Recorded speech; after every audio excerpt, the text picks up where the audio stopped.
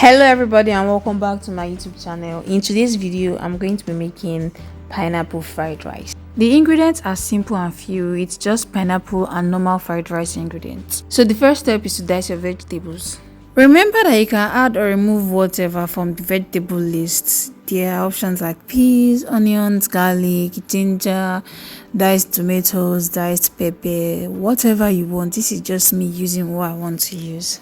Usually when I'm chopping carrots, I have this habit of eating it. Like if I'm chopping, let's say 5 carrots, I would eat at least 2 out of it while chopping it. Let me just put in my mouth. It was really hard resisting not eating it this time around. Am I the only one that does this thing? So about 3 years ago, I went to this classy restaurant on the island with my aunt and her family, and they served this dish.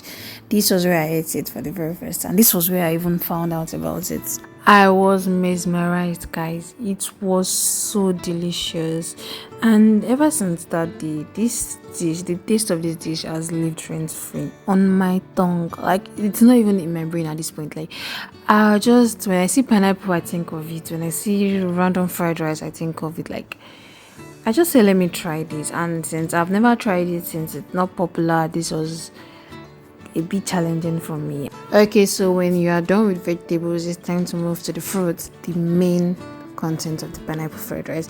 Now this is going to be a technical one because you want to cut out the fruit and leave the back. Also leave the crown on the pineapple. Just cut out a smaller part of the or you can cut it into 2 equal halves, but just make sure the crown is still there. Next, gently cut out the pineapple in cubes. You have to always remember that when you are cutting this thing, you don't want to touch the back of the pineapple. You don't want to touch the body. So be careful not to let your knife seep in through. You will need this back, guys. Don't worry, you'll find out later in this video. Also, you need to be gentle and patient with this thing. Sometimes it might be difficult to get the cube out, as you can see.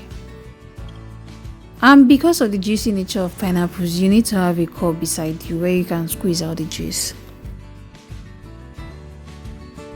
When you are done cutting the cubes out, you can now make them tinier.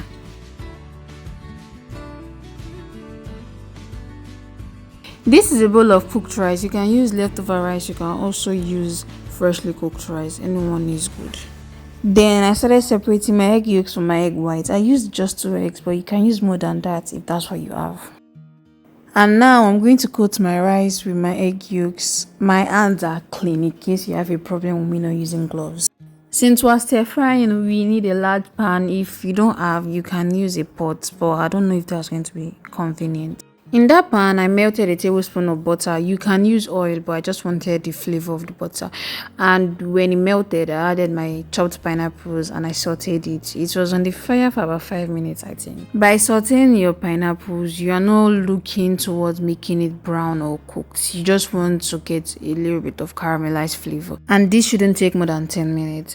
So after that, I added in my chopped vegetables and I sauteed those ones too for about 5-7 minutes. And when they were slightly browned, especially the sausages, I added in my egg whites. You can see that I created a space for the egg whites. That was to make sure they cooked properly before I incorporated them with vegetables. When that was achieved, I added in my yolk coated white rice and I carefully mixed everything together.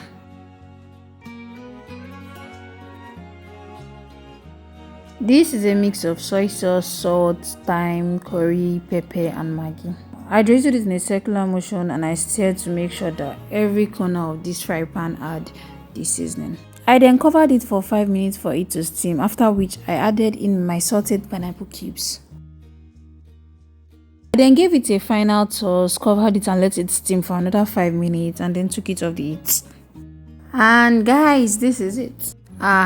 This is why you need the back. It's going to be your plate. Apart from the aesthetics, there's still a little bit of flavor and aroma that infuses from the back of the pineapple into your food. Just look at this beauty.